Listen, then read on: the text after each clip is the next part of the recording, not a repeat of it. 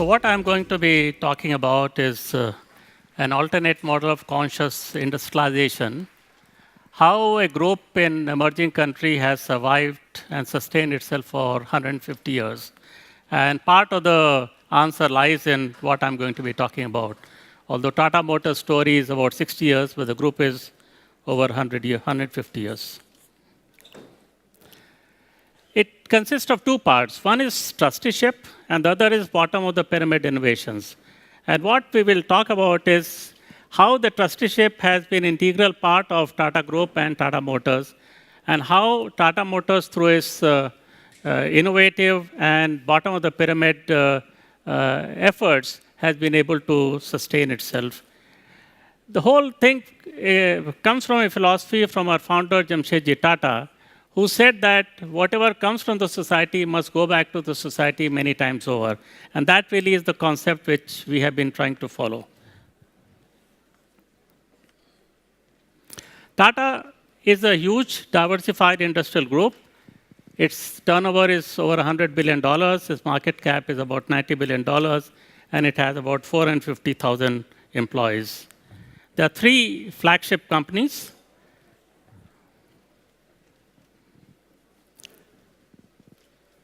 Which account for 70% of the entire turnover.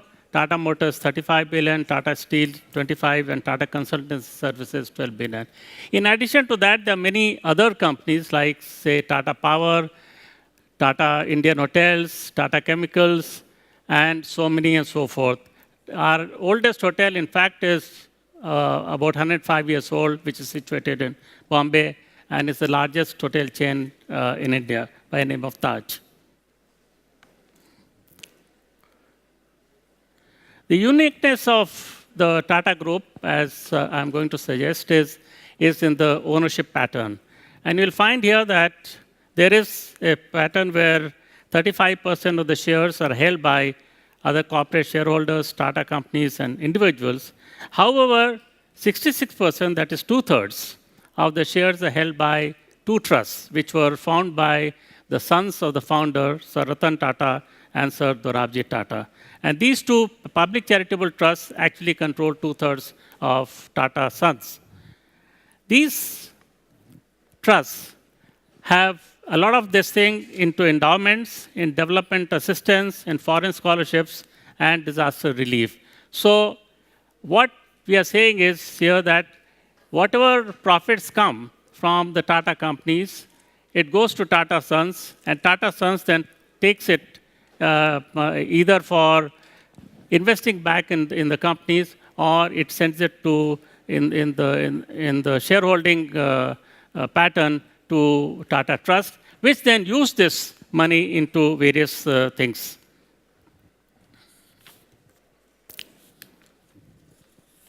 Tata Motors is the largest company by revenue in the Tata Group, as I mentioned. It's globally the world's second largest bus manufacturer and the world's fourth largest truck manufacturer. And domestically, we are the largest automotive manufacturer and market leader in commercial vehicles with over 60% of market share, and we are a leading player in passenger cars.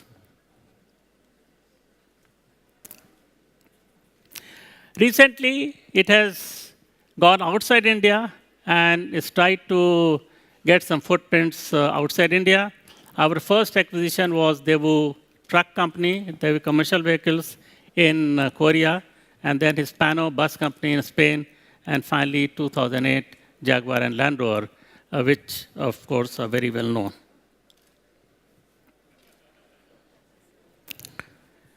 The story of Tata Motors is actually sets an example and demonstration of how a company can practice simultaneous achievement of business aspirations and share value creation while being extremely conscious of how, in the process, it can positively impact the society in its growth effort. This is what conscious industrialization means to us. It creates shared value, both for the business and society, and at the same time evokes a great sense of trust in the society and, of course, the customers who are part of the environment in which the company operates.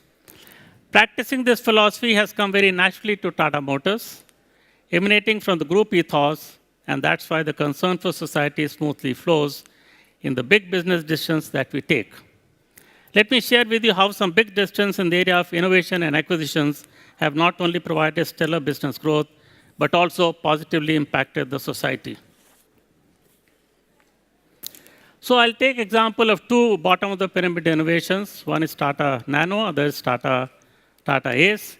Nano is the most affordable people's car in the world, and Tata Ace India's first mini truck.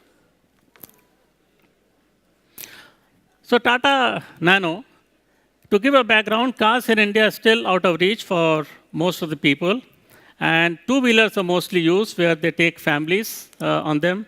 And as you can see from this, it's a highly unsafe way of, an uncomfortable way of taking your whole family.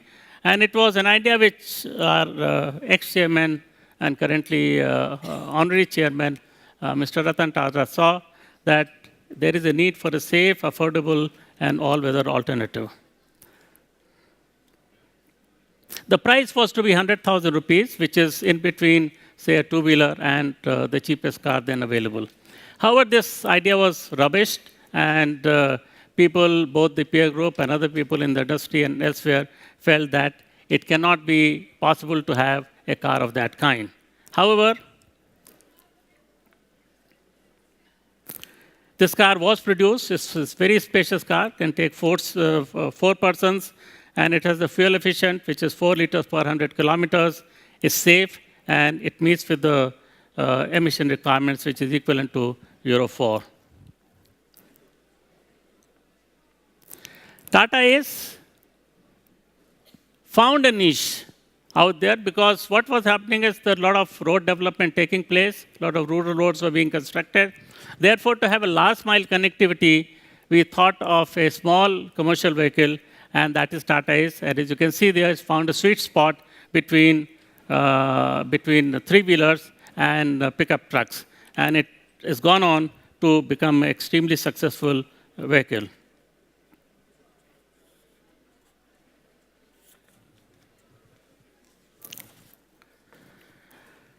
Its innovative features, two-cylinder engine, semi-monocoque body, rigid front axle, and conforming to safety norms, gave a value proposition of pride and performance of a four-wheeler with the economies of a three-wheeler.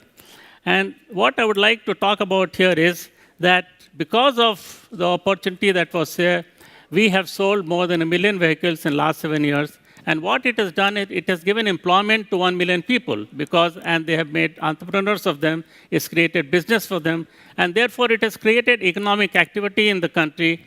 And you can actually find out from the sale of Ace as to where the economic activity actually in India is being generated and is going up.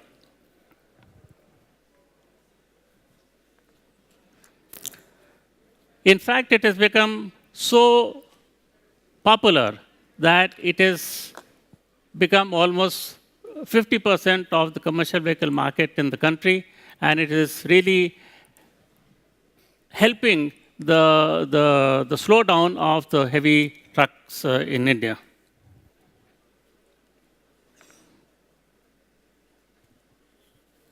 So what we are saying is this, in view of greater success of the product and its ability to influence the lives of people in the bottom of the pyramid, it has become a good source of employment.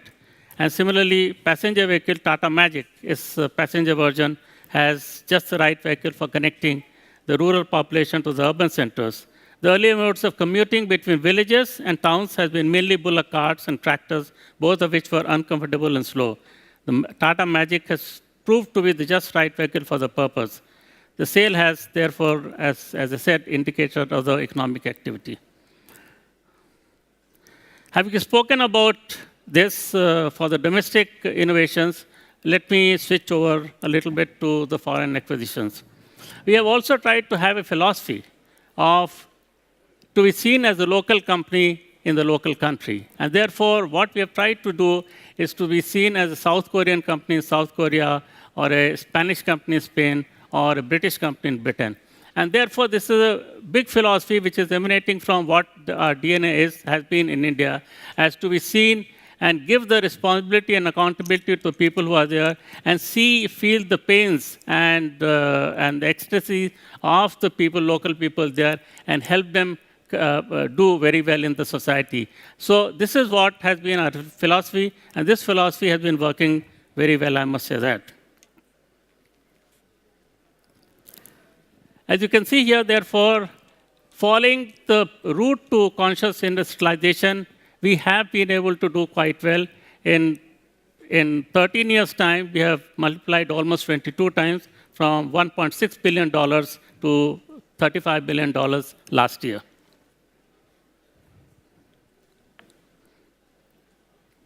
However, as we are going forward, and we have heard a lot in the previous sections, there are greater uncertainties coming, the greater unpredictability is coming, rising complexity is there, and the speed of change is increasing. So, does conscious industrialization still make sense? Is it still relevant for the future? So, I would like to just say the conscious industrialization is, if not equally, but I would say even more relevant for the future. And because it creates the differentiator, it creates the trust between consumers and the company, and therefore it will go a long way in ensuring that your customers and your consumers remain with you and loyal to you. It also creates a big bondage between business partners, shareholders, and investors who try to be with a company which is doing business consciously. So, conscious industrialization, in our view, is the way to the future. I would just end by saying that what Tata Motors practiced over the years gets succinctly articulated by Jim Stengel in his famous book, Growth. It says, the data from a 10-year growth study of more than 50,000 brands around the world show that companies with ideals of improving people's lives at the center of all they do outperform the market by a huge margin. And investment in the Stengel 50, the top 50 businesses in 10-year growth study, would have been 400% more profitable than in investment in Standard & Poor's 500. So it goes to show that conscious industrialization is not only makes sense for the society, it makes sense for the business also. Thank you very much. Mr. Ravi Kant, thank you. Thank you.